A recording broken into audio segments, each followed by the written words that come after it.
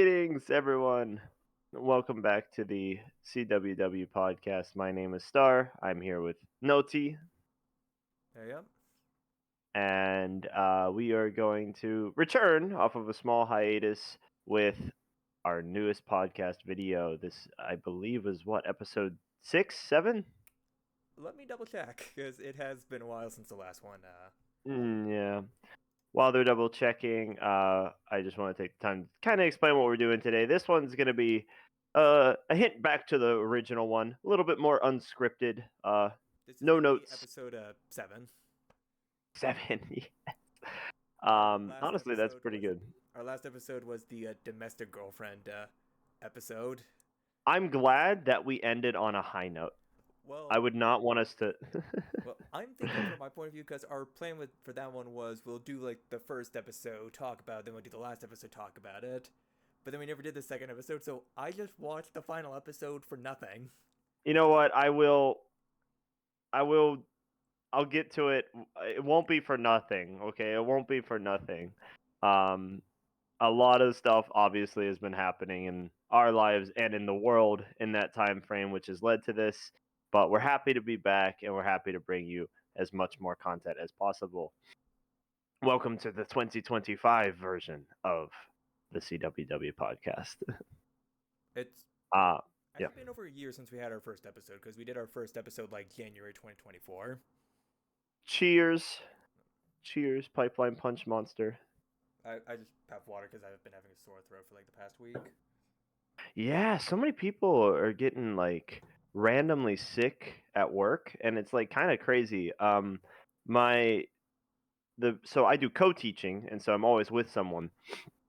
And two of my co-teachers, 2 days in a row, each were like, "Oh, hey, can you take over? I have to go throw up." And I'm like, "Why are you at work right now?" Yeah. I mean, I have my conspiracy theory for why everyone's getting sick, but I don't know how political people want us to get. Oh, speaking of politics, if you're watching this and you live in the world that is Earth, or if you live in Mars, good for you. And you are any form of transgender or non binary, we stand with you. We stand beside you. We stand for you. We sit for you. We kneel for you. We're inside you. We've been in your shoes, We know what it's like. This is a tough time. We're going to support you as much as we can because, we're a part of this community too. Yeah. I don't got a trans flag yet, but I got my non-binary flags somewhere in my room, and but I'd be waving it right now. Yeah, Yeah, it's you know.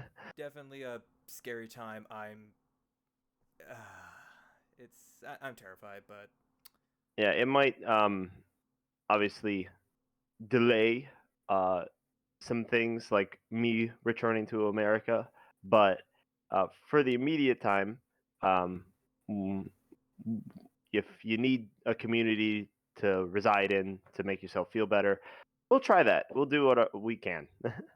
yeah, this is. I don't want to just say we're a safe place. It's you guys. We will do our best to make this a safe place, and then you will determine if you feel safe here. Which, if we do, we've done our job. that's that's the goal. The goal is to make this an environment where we can all live in harmony and trash stupid dumb anime. And some peak anime. Oh yeah, yeah. We got You can't forget the peak, peak, the peak, peak, the peak, peak, One peak. I Peak. didn't wear this. Yeah, I didn't wear this for no particular reason. Because One Piece also, I'm just saying, trans rights. Like, If literally one of the most evil people in the entire world of One Piece can acknowledge their own son's gender identity, then I think people in the world can. and like, it is funny with One Piece how it's like there is a canonical major plot point where our main character breaks out of prison with an army of like drag queens and queers and like trans people behind him. Like that is just and a like plot point. There's and no like other like reasons. canon and non-canon, because there's still that high theory that Crocodile was female.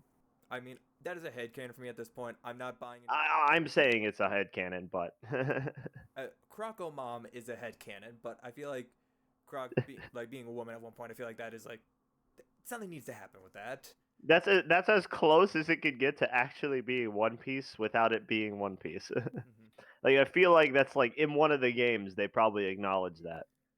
Well, did you hear the theory with the live action what they're doing with Crocodile? I did not hear this theory. I'm actually So interested to see what you're saying. in the first episode, when they're doing like the very first scene where they're doing Roger's execution and they're like cutting Mm-hmm. to some people that we know were there, there's a Uh, woman who has like a kind of a color palette okay, similar to yeah, Crocodile. I did see that. I didn't know that they had given that light. Well, it's just a theory amongst the fans. Like, is that gonna be Crocodile? Like, well, we know now that Crocodile's gonna be played by Joe Manganiello. Is that how you say his name? He looks like he's. I mean, he's taking the role seriously. He changed his Twitter to the one the what is it The the first fight where yeah, it's the hook, yeah. yeah. It is very Which funny I seeing mean, all these people get very into their One Piece characters. Like, I got my problems with the live action, but everyone's very passionate about it, so I'll praise that. yeah. I mean, like that was my biggest praise of the live action was that everyone is taking it so seriously, and I mean, like Taz Skylar, who's playing Sanji, he's doing what is it called, capoeira like training. Hmm. He's been doing kickboxing training. He's literally making himself a martial artist to do this so that the stunts look real. Yeah. We won't talk. I swear we won't talk about One Piece for the entire episode. I know like a good portion of the videos on this channel are One Piece related. I'm not taking any fault for that. One Piece is amazing, but we have been so spoiled as One Piece fans recently. Like, oh my god, this series is Imagine gonna be crazy. it's okay. Well, we're gonna talk about One Piece now. We're gonna talk about One Piece. So Let's restrict it to like 10 minutes to talk about One Piece, and then we'll move on. 10 minutes. Oh, okay, no. There's so I mean, obviously, recently, um, the past like 5 chapters have been absolutely insane on Elbath. Which, It's spoiler alert, we're on Elbath. yeah, yeah. So there will be some slight spoilers for like the manga and the anime. Although I imagine with the anime's been on hiatus for a couple months, I imagine most people who have been trying to catch up have caught up. But I how does Oda keep doing this? Like the series has been going on for nearly 30 years, and I'm still continuously impressed by what he's throwing into the story, what he's capable of doing at this point. And I think the more and more we get into the series, the more experimental he's really getting with the storytelling. Because I mean, this like 1138 came out of nowhere.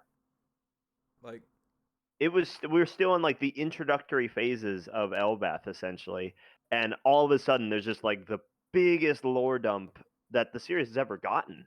it's the it's the biggest order in the series it's ever gone, but it's still vague enough to where it's not telling us anything. Like I have seen countless hours of people in trying to interpret that final spread in the poem, and people are still disagreeing on what exactly everything means. Oh, people are going to disagree until it happens. I mean, and that's why I've been really trying to stay off of the what you call it, like anything related to it, anyone talking about it, because I've just been like, whatever Oda's gonna do, it's gonna happen. I have my own ideas. I'm gonna move on with that. But Yeah, so man, that was just such an interesting way of doing it. It's only Oda can do something that good, I think. and only Oda can drop like again almost the series has been going on for almost 30 years. People have lived and died within the span of the series coming out. And just now we are finding out about sort of the series is technically a post-apocalyptic series with everything that we have found out. We are technically living in a post-apocalyptic world, and we just Yeah, never knew about that. and like it the reason it's like such a good panel is because it allows itself to be interpreted so many different ways. Like every single character on this panel looks so distinct. It's like with certainty you could say that's Zoe, or oh, that's Zunisha, or oh, that's Jinbei, or oh, that's Vivi, right? Yeah, And you could completely be wrong because that's the world of One Piece. and we have just been we've been drip fed so much information over the years that there are so many things we could try plugging in there because we know so much about the world. Yeah, but we don't have all the big pieces to put it all together, and it's. But yeah, the mangas. And I mean, so we talked about the live action, we talked about the manga. Anything you want to add about the anime? Well, the anime is gonna be. It's actually gonna be coming out like a couple days before my birthday, so yay me. Happy birthday. Yeah, thank you. And the fact that it might be coming back at a higher level of quality than what we were already getting from Egghead is like, and considering we're probably gonna get the, you know who's backstory this year, like, My figure is probably over there. I'm gonna bawl my eyes out. I'm not ready for that. Yeah. This, like, we're gonna enter some. I know we keep calling it peak. I don't know what other. We're gonna enter some very high quality scenes if they interpret it the correct way Yeah, and adapt it the correct but way. honestly, they have been swinging with Egghead. Like I think by a good margin, the Egghead arc has been the best like adaptation Toei has Adapted, done yeah, for One Piece. absolutely, absolutely. Like even the Um, pacing, I have more or less liked from Egghead. Like I know some people have been complaining about like, oh, they're only doing like a chapter per episode, but it's like there is so that much content in one yeah. chapter of One Piece that you could stretch it out over an entire episode, and honestly, kind of works better because like I don't know, like I love the manga, but a complaint I have had about for the past couple of years, it's like scenes aren't as much of a thing anymore. We very much like drop in, see what one character's doing, they say something, then we just go somewhere else. They do something, so there's not like enough time for a scene to build because there's just so much that is happening all at once. And in Egghead, there are scenes happening, like they build up, they flow, and it's like that's Thank you. That's what we wanted. this is what we You're want. doing it. Like I'm always Yeah, curious. I think that's what. Sorry. It's I like think that's. Oh, sorry. Go ahead. yeah, it's like I'm always curious whenever there's like a new adaptation of one of like sort of source for the manga of like, okay, can this become the definitive version of this story? And for most of the anime, it is still solid. The manga, I still have a lot of problems with the anime, but Egghead is the closest where it's like, I might recommend the anime over the manga for Egghead, just because of how well they have been doing it.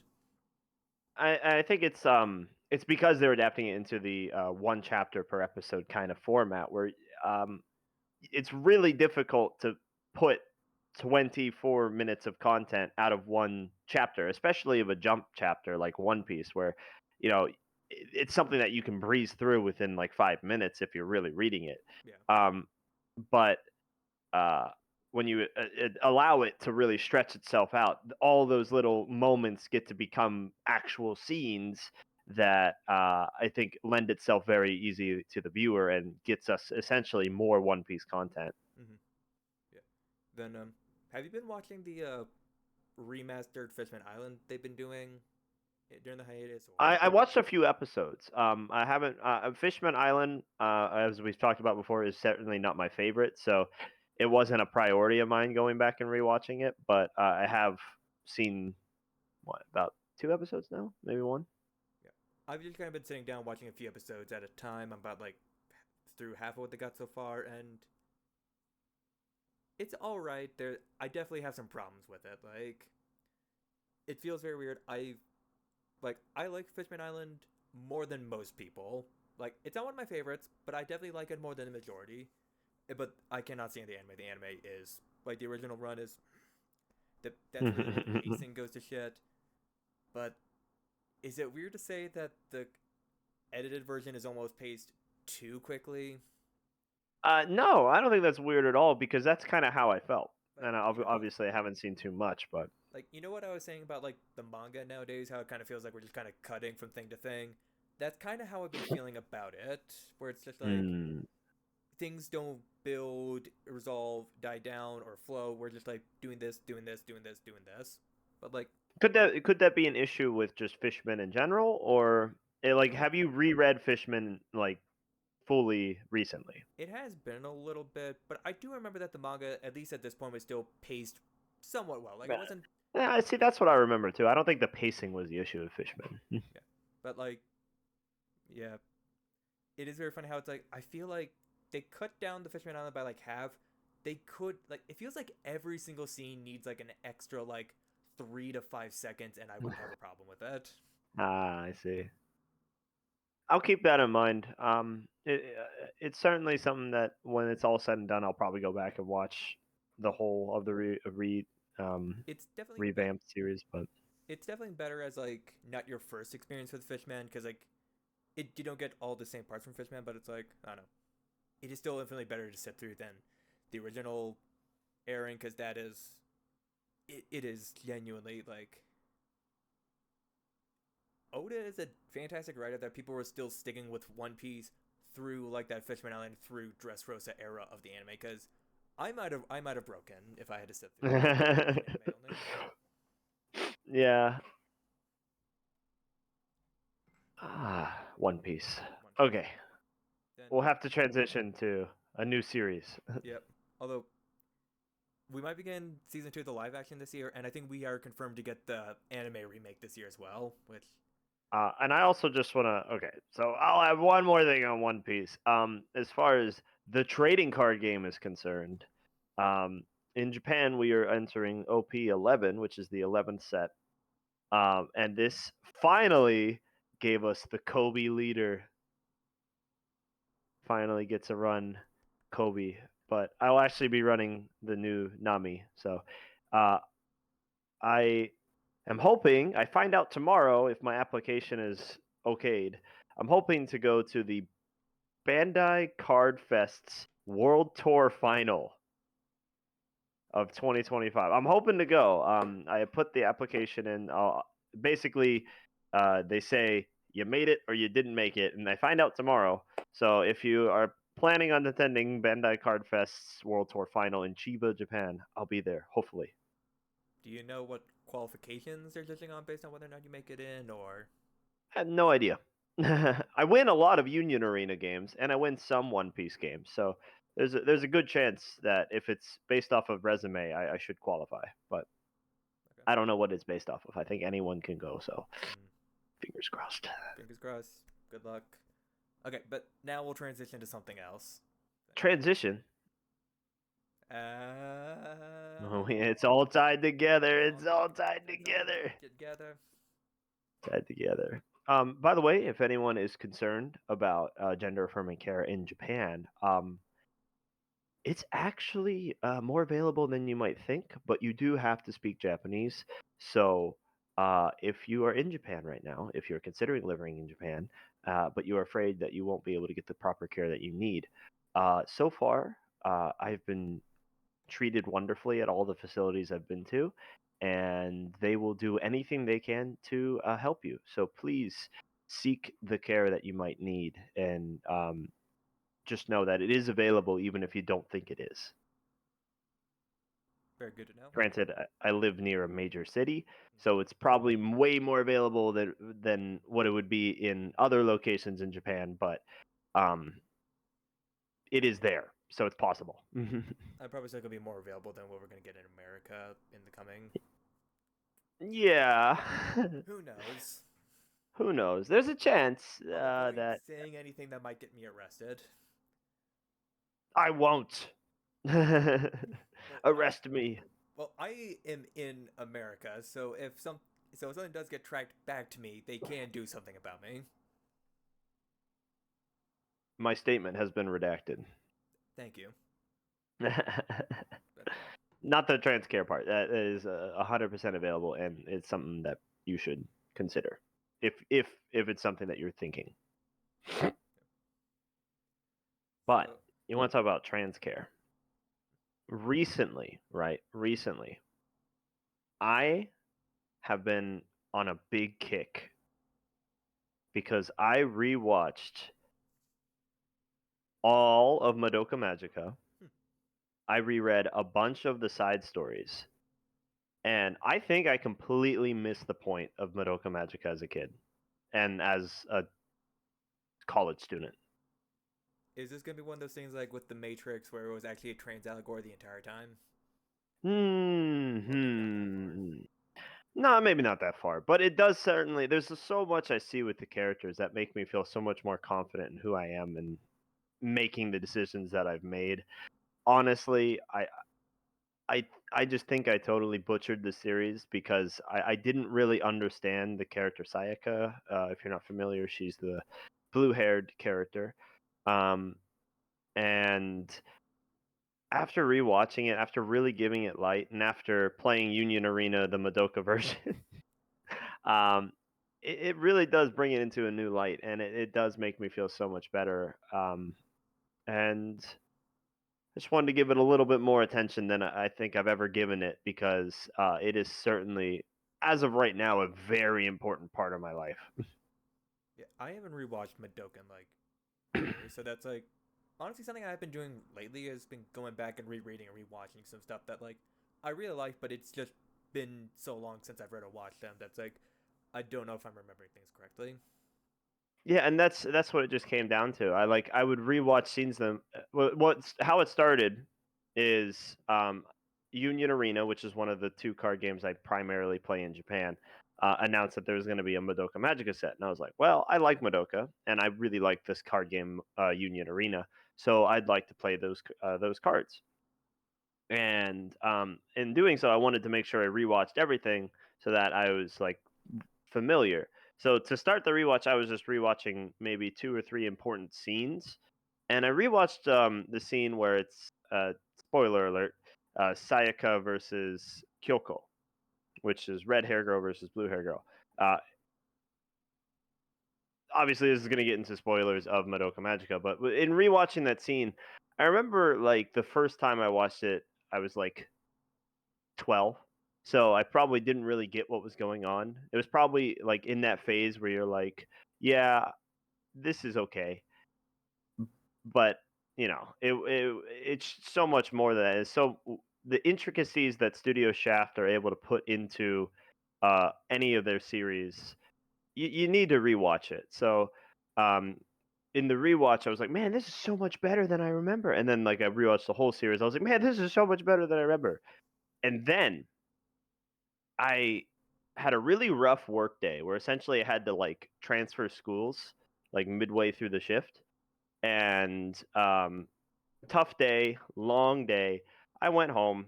I got super drunk. Like I had probably like this amount of like pure whiskey, Why would and you then drug like yourself? a tall boy of something. um, and I was like in my hysteria, I was like, let me just throw in the Rebellion movie, which is Madoka Magica, the third. I think it's the third movie, which is I haven't Rebellion. watched any of the movies, so don't spoil anything about those for I me. won't spoil it, but let me just say, like, I was on the table weeping for like 15 minutes straight, and then like I had this like moment of clarity, and that was the day I came out to my mom. Ooh. So that's how important that was to me. And so attaching it to these genuine moments is like, yeah. So Madoka Magica, making the world a better place, one step at a time. I was I'm not gonna say my thing because I will actually get in trouble for that, so I'm just gonna avoid Make a head joke, make a head joke, make a head joke. it. It was going to involve a word that is not allowed, but as a trans person, I can say so. But like, I don't think YouTube would be down with it. So, Fair enough. But that's just one of the series I've been rewatching and I want to bring light to. How about you? uh, so I oh, hold on a second, having a my okay, my monitor froze for a second, but so I'm pretty sure I told you last year was very rough for me. I was in a bad headspace for most of it. I had trouble getting up out of my apartment for like days at a time. It was rough. And I sat down and rewatched March Comes In Like a Lion. Because I'm like, you know what? Haven't watched this in a couple years. And I never cried like I don't cry watching a lot of stuff, but like that, it messed me up. Like I was definitely like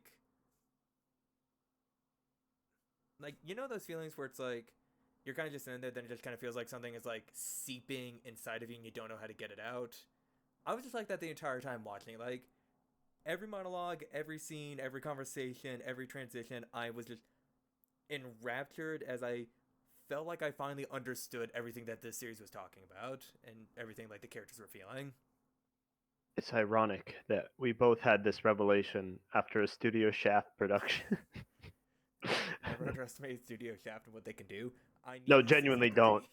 3. I um, need a season 3. yeah,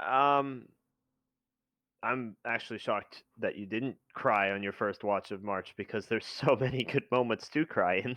I almost cried during a lot of it. It's like I'm not the kind of person where it's like I'm not the most expressive, like outwardly expressive, but I will feel things very deeply. So it's like while I wasn't like crying while watching it, I was you there you was had there those wasn't a emotions. single episode that went by where I wasn't feeling everything that they're trying to convey to me.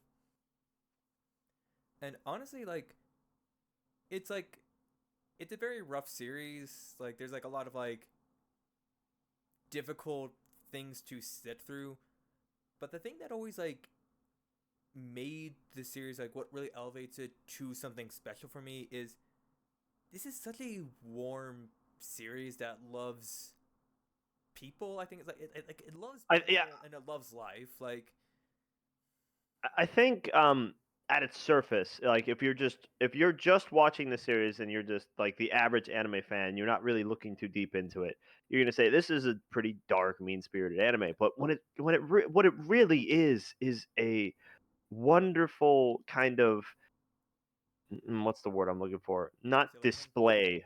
encapsulation. Mm, yeah, encapsulation of what is warmth with others. It is that connection with others that can bring you out of those moments, and that's what like.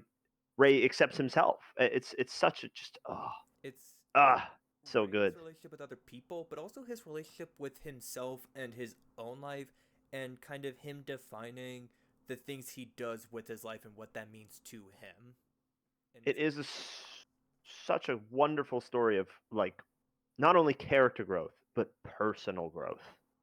I just watch it, watch it, watch it, Read it, watch watch it. it, guys. It's Studio Shaft. But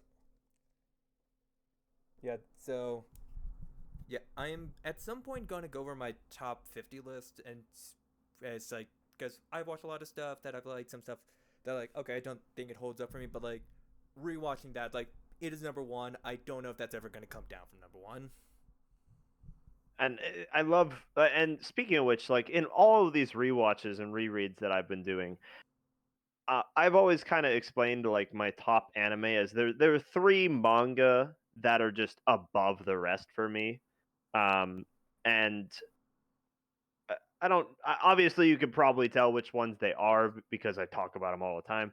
But with like the more and more I read them, the more and more I read other series, those three just keep getting higher and higher on the list. I'm like, how is that even possible?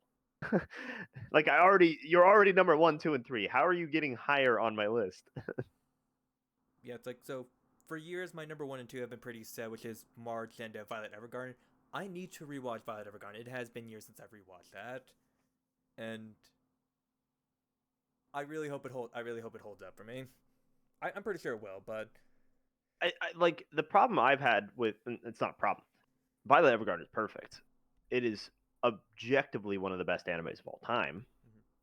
And what I've found though is that like when I rewatched it, um, the key moments hit the exact same.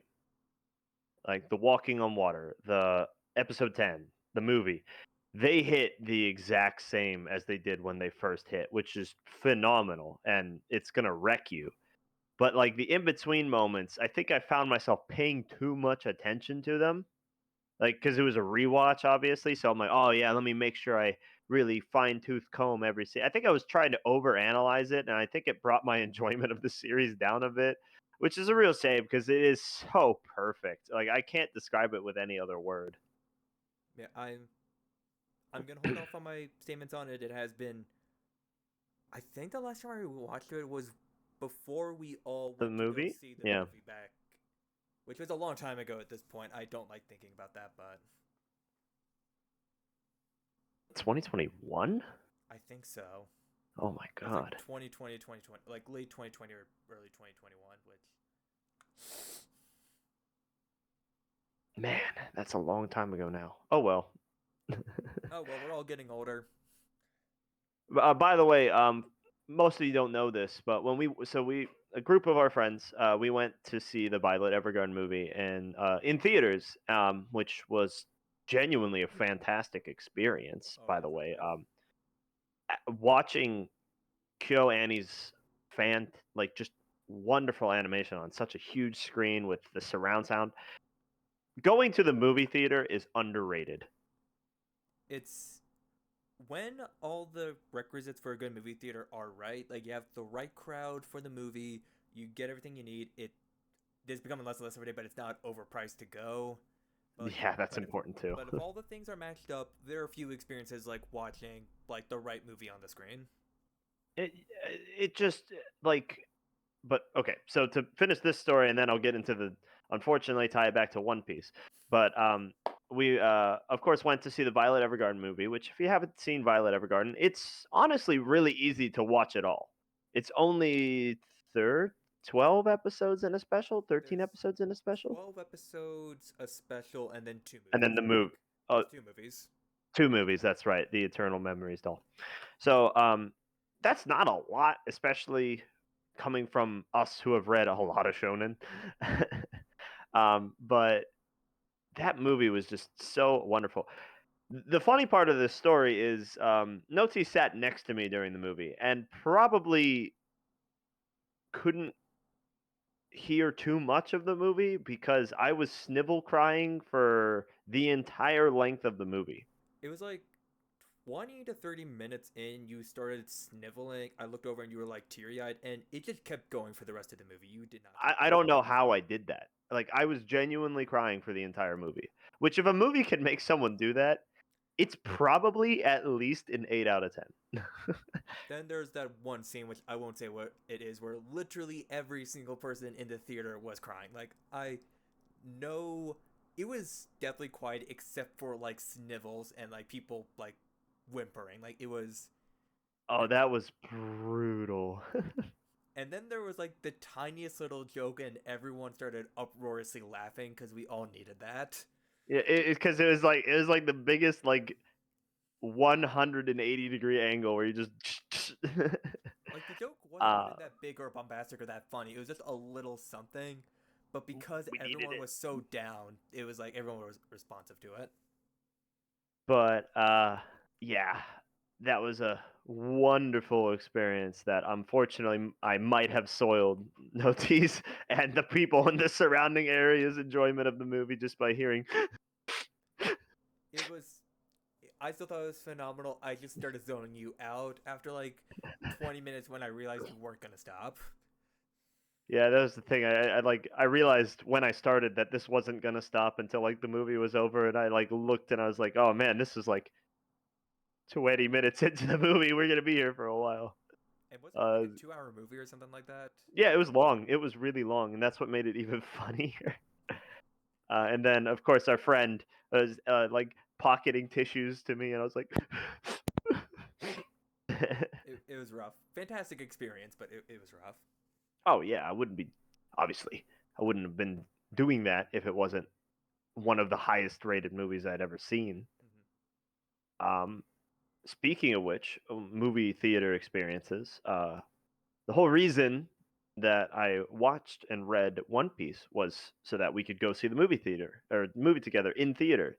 At the same theater, mind Yeah, you. yeah. So quick backstory.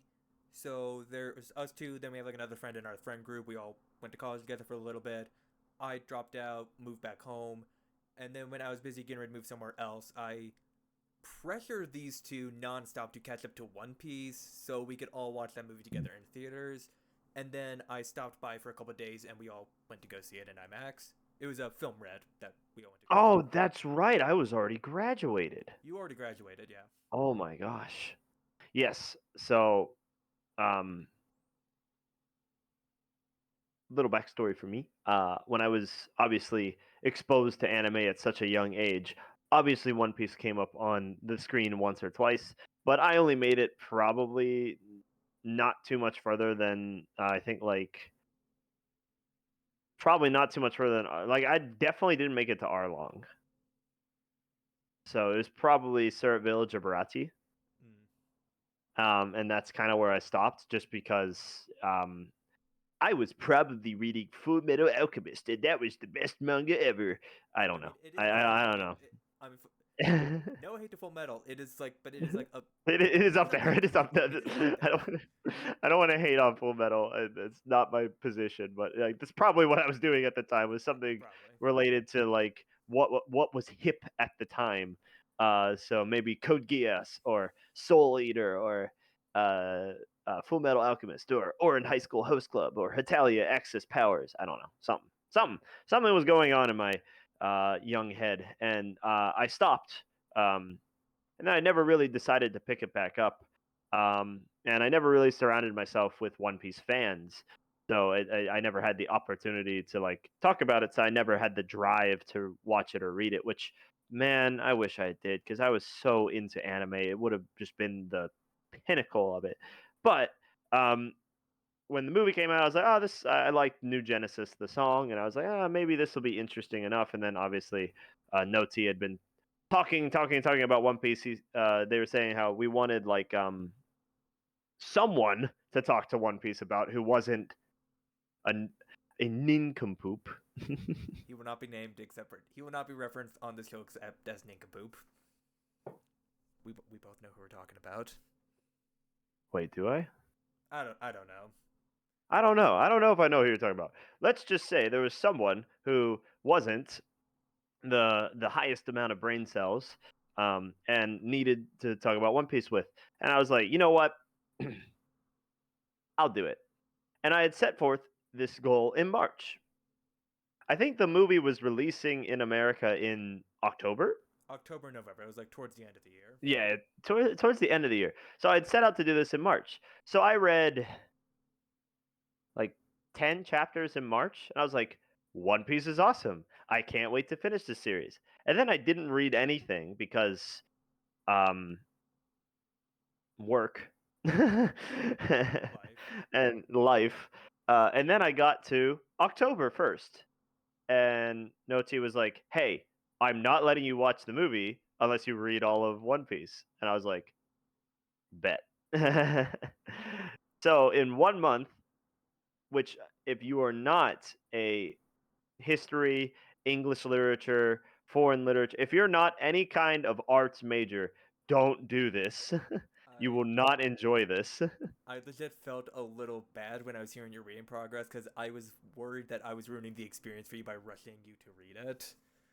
Luckily, I have certain skills which mean I can read manga at a very high speed and retain most of the information while forgetting a little bit of like names or stuff. Didn't you read Um, like the entire Alabasta saga, not the arc, but the saga in like a day or two? I only had 1 day to read Alabasta. Yeah, yeah, Alabasta 1 day. All of Paramount War saga in a night. Now, obviously, sleep was a little cut back, but it ended with me literally finishing or getting caught up to date in the food court next to the theater, if Right. you remember. Yeah, cause like I think you had like you managed to finish Wano, which was like the prerequisite, and then there like Egghead was like just starting at the time, so you were like so you read like a couple chapters of that before we went in, which And I I'm gonna say this real quick. So you said how you like going through like certain series and you like picking out like sort of, waifus before going into it. It's like you're kind of claiming them, and you picked Bonnie, and that was interesting. I was flabbergasted at the time because like he had done nothing in the series at this point, and then you caught up right as she finally became crucial to the story. It was divine intervention. It was the Yeah. um Then we found out about for her the age, and that kind of, that fizzled everything. And then I like caught up to Wano and like was introduced to Ulti, and I was like, everything is changing now. This is my whole personality. it was like I literally every time I went to your place, it felt like every time I went to your place, there was like a new ulti figure. New Ulti figure, just Ulti. You're like, when did you get this one? This is the same figure. There are two of the same. Like I am nervous when I next see you in person because uh, I'm a bit sad. It has been a couple years since I've seen you in person, which, That's true. but like I am Soon. I am nervous when I see you in person. There's just gonna be like a whole thing of ulti figures, and I'm just not gonna know what to do about that. No, unfortunately, I spent too much money on other figures. Is that another Nami? No, actually, this is from The Dangers in My Heart, which is something I recently watched and Oh, fell in love with. This is Ana Yamada. I got this when I was on vacation with some of my friends from America. This is from one of the Macros series, which I think Macros is celebrating its 20-year anniversary for Frontier. This is from Macros Frontier, which if you like space musicals, this is so awesome. Like I think this is very ahead of its time. It's very cheesy, it's very corny, it's very like 2006y. Um but man, Macros Frontier is such a fun ride. And this is Cheryl no Nomu. Personally I prefer Ranka over Cheryl, but this was the one that was available in the claw machine that I won. So mm, yay, Cheryl. I'm gonna try and get Ronka probably today. So sounds fun. those are just the ones that are at my desk. I put the rest away because I want to get them situated. I think I've been going to theaters a lot recently because like I had some job troubles, which just meant money was a bit difficult. Like I'm pretty sure the last anime movie I saw in theaters was the last Demon Slayer compilation movie they did before like the recent season. And like Mm. I will say season 3 is not my favorite season, but I did love the finale. And that finale in IMAX was a fucking Oh my experience. god, I didn't even think about that. Cause like, do you like? I always love Ufotable's use of lighting. It was phenomenal, and just the soundtrack blaring in my ears while that was happening. I almost had a heart attack in like heaven or Pell, depending on yeah, how you interpret the Bible.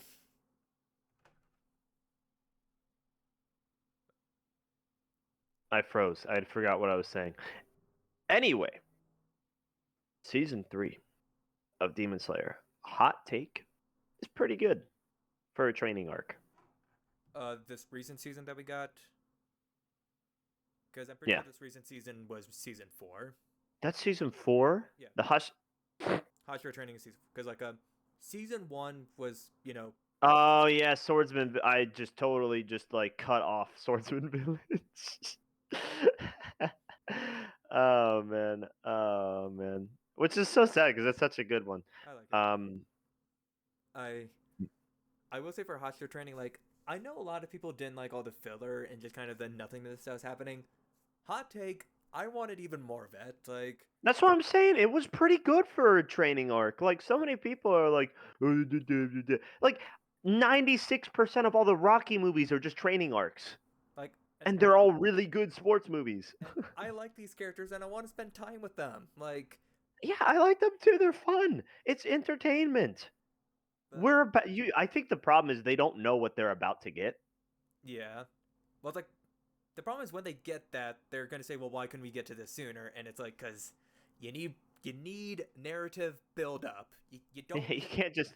you don't just get the cake. You gotta get the ingredients together and bake all of it." Yeah, this isn't Instabake. All right, we gotta mix this stuff. Yeah, Like the fight scenes won't mean as much if you don't have this character moments. That's one. And obviously, unfortunately, I'm going to talk about One Piece again. But I always say the fight scenes in One Piece are probably my least favorite part of One Piece.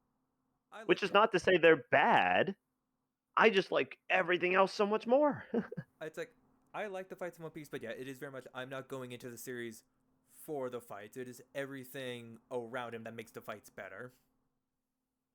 But we need to stop talking about One Piece. This is not a One Piece channel. But all right, before we start talking on the next thing, so I mentioned domestic girlfriend. This is a random find, so the plan was we were going to both watch the final episode individually, then we'll talk about it. We originally was planning like a couple weeks out, but then just things happened. We never got around to it. But instead of waiting anticipation to watch the final episode, I just watched it before then, and I took notes on it, and I just randomly found this like a month ago going through my documents folder. Do you want to Oh hear them? no. Do you want to hear my Let's thoughts? go for it. Go for it. Go for your thoughts. Okay. And I'll be as blind as a bat to this Okay. So, because I'm on like episode 4. you are actually sitting down and watching the whole thing. I was going to, but I really don't want to after watching up to episode 4. Episode 1 wasn't enough of a. Oh no, episode. I'm sorry. I read up to episode. Watched up to episode 5. I remember now. Oh, So dumb. It's so bad. I'm sorry. okay. So, Go ahead. I do remember in our last episode we predicted that the main character and his teacher sister were going to like have some sort of relationship by the end of the series. So by the end of this, by the final episode, they had not only fucked, but they've also started dating like officially. Which Did I call that? I don't know if I called that. I think we both called that they were gonna have Okay. something. But like, yeah, apparently there's like a fully uncensored like sex scene of the two of them in the show, which that makes me uncomfortable. Makes me uncomfortable too. I noted down the melodrama was at a fucking 11. Like we thought the melodrama episode like later half episode 1 was bad. It is, imagine that but worse the entire time. Like the entire episode is just melodrama and I don't fucking care. Cuz it's all stupid. So So go ahead, keep going. okay. Do you just want me to like finish and then we'll talk about Yeah, it? just go through your notes and we'll finish because So there is a I'm scene interested. where so the teacher, so apparently they get caught at some point, and the school faculty was like, "You need to leave," which fair. That is a perfectly fair, reasonable thing to happen, but it's framed as such a bad thing. So she leaves, and the main guy is all distraught. And there's a scene where he screams in a park, but like, you know how typically during like a screaming scene, you'll have like the build up to it. You'll have like the run, the stop, the gasp, and Yeah, I don't know. Let's just think about like Rascal Does Not Dream of Bunny Girl Senpai, where it's like one of the most emotional scenes in the whole anime that is built up over the entire length of it. And it's so important that they do it right. The framing, the music, everything is pitched perfectly. But like, How do they fuck it up? so there's a scene of like the teacher monologuing of how you need to move on from me, yada yada, and it instantly cuts to him screaming. Like there's like zero time in between any other dialogue and the scream. You just cut to just like that's it. And I laughed so hard when that happened.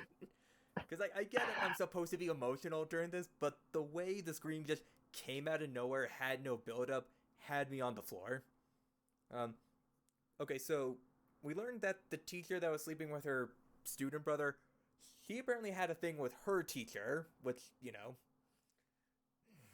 Wait, didn't we already know that, or did I see that in episode 5? I might have already seen that. Episode 1, but like, so apparently he's just continuing this cycle that was set upon her. Now, the main character. Love the cycles. It all rolls back to Madoka Magica. But then, so the main character then pulled a Bella from Twilight New Moon, where he basically just gets in his bed and just doesn't say anything for like weeks to months at a time. By the way, What? I don't actually hate Twilight, but man, is it funny to hate on Twilight. There's so like, Twilight is not the worst thing in existence, but man, does it fuck a lot of things up. Like I can't call it good. Like I cannot call it good. I think the problem is too many people interpret Twilight as like these are healthy people. These are healthy relationships. This is how I want my relationship. And no, literally that's the whole point is that they're unhealthy.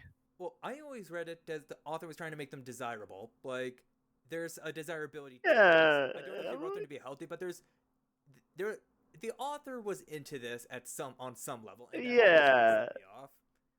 But and it's like, but but anyway, continuing on, so Twilight's. main character, he wants to be a novelist. Novelist. I don't know the importance of that. It was kind of applied episode 1 that he likes writing, so Yeah, no, nothing. you got that. Yeah, that was.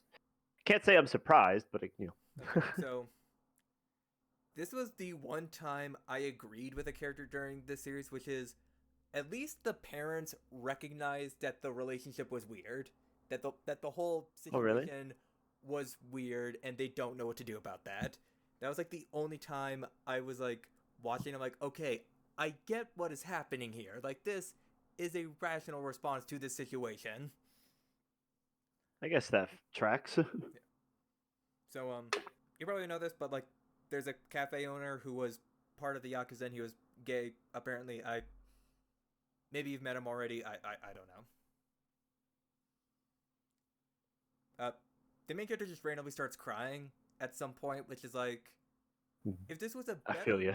if this was If I was the main character in that series, I feel you. if this was a better written series, I wouldn't mind a scene like this. But the series fucking sucked, so I just didn't care. Like Here's just what I want to compare it to. If there was just a chapter where maybe it's like a 2-page panel of 100 girlfriends where Rentaro is just crying for 2 pages, which would you care more about? probably 100 girlfriends, because at least I know with 100 girlfriends they were trying to make that funny. Like Exactly. at least I That's know all I'm there would saying. be comedy in that. Like the author was intending something, and I believe what they're trying to sell me. That's what I'm saying. Um, there's a pretty writing scene with pretty alright visuals and music and like narrative significance, but again, I wrote in parentheses, "You don't deserve it." Like the scene is Your better. domestic girlfriend. Um, so apparently all of this kid's friends knew about their relationship, and they were just kind of okay with it. Which, okay, no, okay, we did not know each other in high school. In like high school, I don't know if we would have liked each other in high school from what I've heard about you and what I've told you about myself. Maybe we wouldn't have been friends, but like, if we were friends in high school and you found out I was in a relationship with my teacher who is also my stepsister, I would hope you cared about me enough to say something about that. You know, I've always said I hated my high school self. And my high school self was definitely different than my right now self. But I think even then, I would at least, hand on shoulder, something's wrong here. So, Now, as a reasonable adult, I would say go for it. well, now we're both adults, so it's like if an older woman is like coming on to us and it's like, okay, I'm an adult, I can make my own calls. But if I'm like fucking 16 or something and this is like my teacher, then that'd be like, Yeah, no, you are getting groomed. You should calm down. um, It's not worth it. It's not worth it. so okay, so there's a scene where the kid writes about his relationship with his teacher's sister to kind of get over his depression. I guess I don't know. Then he gives it to like his literature teacher or something, and then the teacher, without telling him, submits it to a competition, and then brings the kid to the competition without telling him. Where of course, he wins first place for the story. And I just wrote Uh, down, no one tells this kid shit. Like every big thing that has happened to him has happened without his knowledge beforehand. Like his that's father literally did not introduce him to like the woman he was dating until he was literally ready to marry and move in with her. Like that's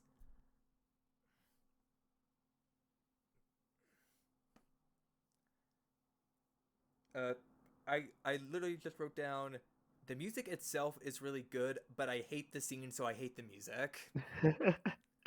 I think I think what we're coming down to is that on a technical level, this Very is a well good anime. very well done. It's Like well done. visually it's pretty well. Character models are appealing. Lighting is pretty decent. Like I music is actually great. remember liking the lighting a lot Yeah, and the difference in colors and visuals that they were able to use. but I fucking hate the story, so I can't bring myself to like any of it. Like, ah, man, I always try and stay as optimistic as possible, but I think when a series focuses on literally the worst elements possible, you can't do anything. You can't Okay, as much as you polish a piece of poo, it's still a piece of poo. okay. I'm going to try putting up my next note I wrote down close to the camera. I don't know if it's going to come into focus, but like if you can read that, but like I can't see it. yeah, I don't think it literally reads, "God, this is so fucking dumb. I don't care." God, this this series will make non-believers believe there is a God. Then my final couple notes are okay. So it seems Yui wasn't the biggest romantic focus of the season, and now he's gonna bang his other sister. Like, and then final note, did not like that. Yeah, I mean, because she's the most interesting character. She's the one that I want to see more of. But at least with episode 1, we got half of a good episode before it turned to shit. We had half of a good episode. The final Was episode, it the final episode. 20? Hmm? Good. But the final episode was just that second half of the episode turned up to 11 the entire time, and I praise you for trying to sit down and watch this entire thing. I would lose my mind if I actually had to sit down for this entire thing. I don't think I could finish it. I do not blame you. Just watching the final like, episode made me lose my mind. imagine you go to like I don't know, just an Italian restaurant, and you sit down and you say, "I would like the lasagna," okay, and they say that comes with complimentary soup and salad, and you say, "Well, thank you, I'll take it." And they bring you your complimentary soup and salad. It is the best Italian wedding soup you've ever had. And you say, wow, that was fantastic Italian wedding soup. And then you take a bite of the garlic bread or the salad and whatever, and you're like, this sucks. And then they bring you the lasagna, and it is pitch black. And you say, why is my lasagna pitch black? And they say, well, that's how we cook it. It's well done. And you take your fork, right? And you go to take it in, and it kind of just does this. And it doesn't actually penetrate it because it is so charred that it is a solid matter. You say, "Well, I can't eat this," and then they say, "Well, no, you can because you have to pay for it." And then you kind of like you like break off a piece of it like it's a brick, and you like start crunching it, and it doesn't taste good at all because it is literally burnt lasagna. I don't know how that's possible. And you say, "How did you mess this up so bad? Is the chef even a chef?" And the waiter says, "Oh, there's no chef." And then that's kind of what I'm getting from this. I completely understood every single thing you said with that. Like, Food the is awesome. craziest fucking thing that I found about the series is that the manga is like 200 to 300 chapters long or something like that. And I'm like, you do not have enough story to go on that long. You barely have enough material for one season. And like, I don't know if I could even call that a season. I know I only watched 2 episodes, but like, what could have actually happened in between all that? Like, as someone who has watched more than I, has anything of note actually happened? No. It's the same shit. What did you expect? You watched the last episode. I Did did, anything change? No. They're ex- dating. except for the minor fucking his teacher sister. Like, mm, oh god, I hate By the way, just as a concept, that is just so funny that we have to talk about that. A minor that. who's dating, having sex with his teacher, who's also his sister. And I'm sorry, just there's an entire scene where the faculty are sitting down with her because they found out about this, and like, yeah, you are obviously getting punished for this, and it's like there's the sad music, the teacher is like all sad, and I'm like, this good, this is good. Yes, yes, I'm rooting for them. Like there's it's like what's it called when so I'm watching a 2.5 dimensional seduction, which is pretty good. I've Um, actually been reading the manga for that, and I have so many complicated feelings on it. I love it. Nagomi is literally me. I feel her every way, shape, and form. However, when they like go to close down the club, you're like, oh no, this is so sad. Don't close down the club. I want them to be cosplayers. And then if you are presenting me with the say like a school faculty saying, hey, don't be in a relationship with one of your students. This is wrong. You have to leave the school because you've done this. How am I supposed to root against that? Like I like That's like saying, hey, you shot 36 people. Unwarranted. So you're going to go to jail. How am I supposed to root against you shot 36 people? I Like I unwarranted, no motive. You just shot them. That's not good. and it's not even like in a charming way. I just feel icky the entire time it's happening. Like I don't I. It's weird to think about with the domestic girlfriend because like the plot is fucking crazy. It is wildly, newly banana bonkers. But then I think of the plot for every like Paro Itagaki manga, like the lady who did Beastars. She is also fucking crazy. Like the shit she has done and is doing and is gonna be doing is all fucking crazy. It's all stuff that should not work, but she believes in what she's doing so hard and looks for every single way you can explore everything she's doing, so it always ends up working. This is not this is not the crazy concept that you can really explore and do that with. Yeah, or you started so good. Do that. You had Don't do the rest of the series. You had it. You like had something. it could have gone bad. It could have just been unmemorable, but you had something. You had a story to go off of, a conflict, like you had everything right there. Whether it ended up being good, forgettable, bad, you had something, and then just If there's one thing we can say about it, it's not forgettable. I'm never gonna forget this for the rest of my life. It is scarred. Uh, can we talk about something good now? Well, what I was gonna say is that you could have rewatched all of Violet Evergarden, rewatched all of um, Madoka. Madoka Magica, and that's 26 episodes or 25. It's either 25 or 26 episodes right there. That's all of Domestic Girlfriend. You could have just I thought Domestic Girlfriend was only like anyone 12 anyone. episodes. Oh, is it? I think it was only 12. I'm not gonna quote you Regardless, on you could that. have watched one of those series and you would have gotten. I only watched 2 episodes and I already felt like I wasted Could have my watched time. could have watched season 1 of March. You could have watched an episode of March. But But you didn't. Could have watched 2 episodes of Chowder. shut up. the, the world needs to know anytime you go to start Domestic Girlfriend that instead you could be watching 2 episodes of Chowder. It would legit any 2 episodes of Shatter would benefit your life more than even the best thing that Domestic could have brought you. But like,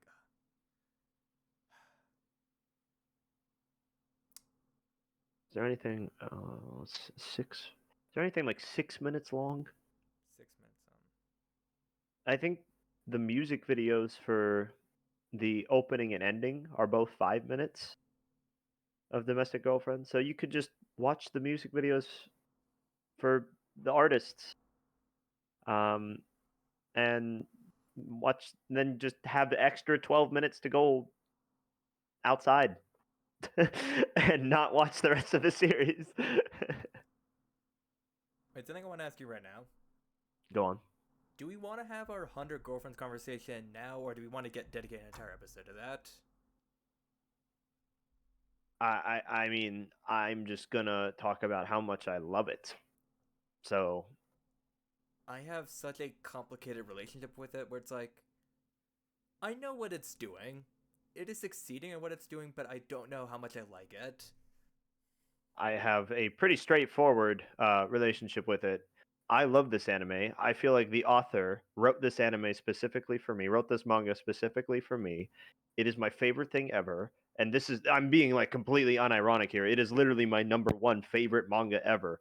Um, I have been the bandwagon driver of this series since chapter one. Like I saw this come out when it was chapter one and latched onto it and said, "This is going to be the greatest manga ever. I love this. It is everything I want from anime in a series, and it is the most overtop." So I am so like my, I have like an ego about this series that is so inflamed that any criticism of the series, literally, I do not care about because I love it so much.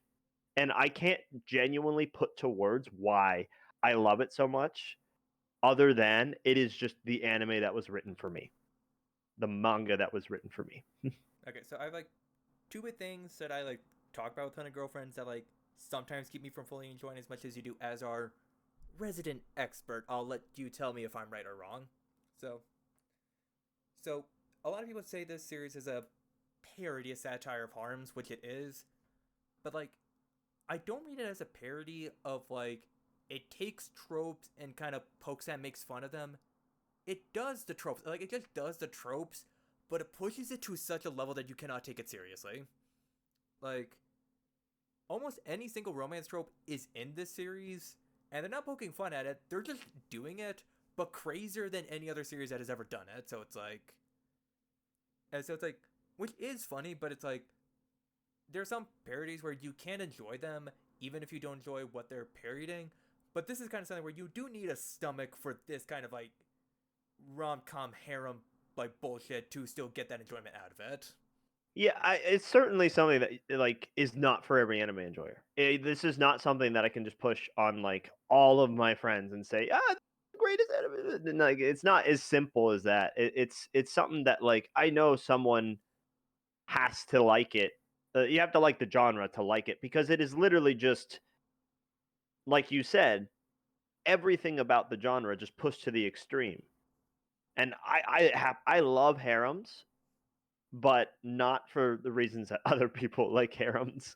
Um, as evident by Domestic Girlfriend clearly not being one of my favorite anime.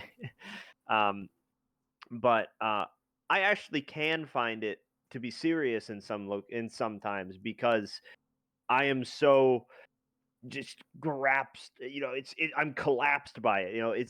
It has consumed me, and in doing so, it's like I kind of feel as if I myself like became one with the writer in a way where it's like I totally get where they're going with this. So yes, it's clearly extreme. Yes, it's clearly um, just doing all of the tropes, but at the highest level possible and imaginable. But it's something where like I don't mind that Mm-hmm. because it is something that I've always loved harems. It's been one of my favorite genres since I was saw my first one probably, and you don't grow up with Orin High School Host Club, Hetalia Axis Powers, and like all of those wonderful those are reverse harems, but you don't grow up with those harems and not like harems. And now my second point on 100 Girlfriends, which is like both what I appreciate about the series, but also don't know how to deal with. This series is a joke. It's not a comedy series that tells jokes. This series, as it exists, is a giant punchline. Like, you read the fucking premise, and it is unserious as hell. Every single scene, interaction, even for me, even when it's trying to be serious, it is funny because of the context everything Oh, exists in. Like, there is not a single thing in this series I can take seriously. Everything is just feeding into the joke of what this series is. Like anytime there's like a romantic scene, it's a joke. Anytime there's a dramatic scene, it's a joke. Anytime there's like a cute bonding scene, it's a joke. Cause nothing in this world is serious or actually exists. This is all a fucking punchline. The series itself is the punchline. Like And I wouldn't be surprised if the yes. author comes out at some point and says this series has never existed in the first place. I was just playing a prank on you all, and we all just went along with it for like 4 years. Yes, it is at its end one of the biggest. How do I say it? It is not. It is so unserious in a series. It is so over the top. It is so insane to like concept. Like we were talking about domestic girlfriend being insane to conceptualize. This series is so insane that it's almost impossible to take it as anything else than a throwaway. Like, why am I doing this? But it's because the author is so committed to that insanity. So, like, imagine, like, the way I describe it is like, I don't know how, I mean, you could put your feelings aside, but the comedy of Norm Macdonald. I personally believe that Norm Macdonald is one of the masters of slow comedy. And I think it's because every bit he ever said, he committed 100% to. Where like 97% of the joke, you were like, where are you going with this? But then the last snap when it was funny, you're like, okay, I see it now. That's kind of the author's commitment here, where it's like so much of it is such a joke that you're like, okay, isn't, but he is so committed to it. And the author personally believes that what they're creating is good comedy and is good romance and is good. Like I personally believe the author loves what they're doing, and I can see that in every single chapter. Oh yeah, it's like I like more than I like the series, I respect it because the author has not backed down from the joke. Like they have set up the tone, the premise, and never have we diverged from that. Even when we got serious, there was a punchline at the end of it. Even when we tried to be cute, it was goofy. Like we have not stopped the joke since it started, and I don't think the joke is ever gonna stop. And I kind of just have to respect that. And look at how cute it is. Look at how cute. Brr, brr. But then there's a something that is just a legit problem for me is like the comedy in the series is some of the most hit or miss comedy I've ever seen. Like there are some jokes where I am belly laughing like for a couple minutes because of how fucking funny and smart it was. Then there's some jokes where it's just tits. Yeah. Like um like you know the fucking 5K like three-dimensional chess joke of like when they're at the water park and two of the girls are fighting over whose tits were bigger. So one of them grabbed Rentaro's hand to grapple her tits, and then the other one put Rentaro's hand on her tits, and he just started fondling, and it's funny. It's more frustrating because I know the author can do better stuff than that, but so many jokes are just and I like once again, for me, if this is any other series, I'm totally with you on this where I'm like, man, these jokes aren't hitting. What's going on? Why can't you do the other jokes? But I am just so infatuated by the characters that even the bad jokes kind of make me chuckle because I'm like, man, this is a bad joke, but I fucking love it. yeah, it's like and in giving some praise to the criticism, they're not the kind of bad joke where I'm just like, that wasn't funny. I'm left in disbelief of how bad it is. Like, oh, Oh, it's you like did that. lazy bad. Yeah, it's like lazy bad. It's like you took the easiest solution, Yeah, it's like, but in a series that's like going so extreme, I can forgive it for taking the easy solution because like, sometimes.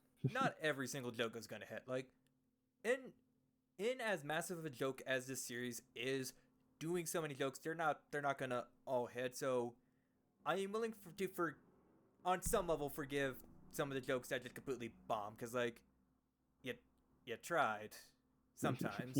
you you tried it. Good for you. Like I'm sincerely at the point of the series where I don't remember most of the girl's name. You know the one with the bangs who teleports or like disappears all the time. I think she's coming in this season. Yes. The pan Meme Kekure. of course you remember all of them, but the panel where it's like the wind blows her bangs, but a speech bubble covers her eyes. I thought that was hilarious. I thought that was amazing. That's so funny. That's But so then funny. end of the chapter where the final joke is, oh, her massive tits were even bigger than what we thought. Comedy, comedy, comedy, comedy. That's I don't know how to feel about the series. Like, I have trouble sitting through the anime a lot of times because it's like it feels different hearing actual people say this dialogue. That's true.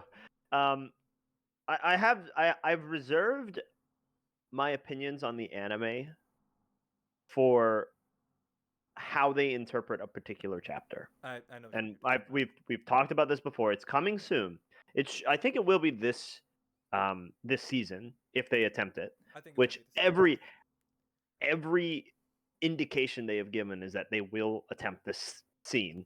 Um, and I'm reserving any opinions on the series till how I see they would approach that. That is the make or break for me.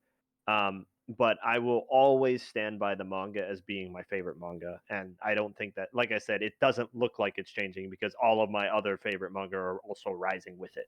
Yeah. I remember, I think it was like the dub voice actor for Rentaro himself tweeted, "I don't know how we're going to do this, and I'm kind of scared for for however we decide to go about this." And once again, it's just so interesting that we can have such variance in our favorite manga slash anime, where it's like March comes in like a lion, and 100 girlfriends are opposites, if anything. Like, if I just saw like your top 10 list, I would assume that we wouldn't been able to be friends or like have conversations. Because like, I'm not oh, sure about that. it, there'd be a couple things that's like, oh, this person has some good taste. We might have to do the next video just being like our top lists. Okay, I'd be down for that. I do been looking for an excuse to actually go over that for a while, but But maybe because you'd be like, ugh, this guy's a JoJo fan. hey, I like JoJo enough. I never finished part 4, but you know, Literally, my second favorite. I'll, Part 7, 8, and 9. I'll finish it at some point. A perfect story. I'll get to it at some point. You would probably see all my like the lists of them on the manga and anime, and you'd be like, "Well, this is they at least like One Piece." At least they like One Piece. That's one thing I could respect about the person. Actually, Mob's in my top 10 too. Same here, but I don't know. If I saw someone with 100 girlfriends As the as their number one. I would not have the best assumptions about them. Because like That's this is fair. either someone who has a deep appreciation for comedy, or they are, as the kids would say, a gooner. Which I'm going to be frank, I still don't 100% know what the word means. People just started saying it one day, and I've been too afraid to ask what it means. Should I educate you, or should we leave you innocent-minded? You can tell me. I've been sullied by a lot of things. Well, okay, so essentially, gooning is basically another way of saying, Mm. but gooning is more of a dedicated art. It is something that you can do. Um, it is something that you can dedicate it to, such as. This is not safe for YouTube. Bleep parts of this. just have the whole conversation bleeped. Everything I just said, just bleep. What I'm gonna do is I'm gonna do one of my favorite comedy tropes where I'm going to bleep out like 95% of it, but there's just a couple spare words that get left in. Yes, I love doing that too. And then you're just gonna have my face distorting throughout that, as people are kind of gonna wonder what you were trying to say. You should leave Flickr open, and then they're like, no. And well, that about wraps up our podcast for today. We had wonderful talks, of course, trans rights, um, Shaft Productions, One Piece, and our favorites. So, And fuck domestic girlfriend. dude, so we're intending on probably making our top 50 anime manga for the next video. Probably, I'm assuming that's what we'll do. I'm cool with I that. don't think any of our viewers will be reminiscent if we don't put 100 girlfriend. No, I will put 100 girlfriends as number one. Domestic girlfriend on that top 50 list. If you don't see domestic girlfriend on our top 50, don't cry because it's not making it on mine. I'm gonna be honest. I'm gonna like. Do you want to do like Google Slides for ours? Because I will specifically make a slide saying "fuck this series." Like before anything I else. won't even give it that. It doesn't deserve my attention. But yes, I'm totally down doing the Google Slides. So hopefully you'll have some visuals to see with our next video. I think top 50 might be too long, so maybe top 25. 25 works for me. Yeah, top 25 might be good. Which you would definitely not see domestic girlfriend on my top 25, let alone my top 50, let alone my top.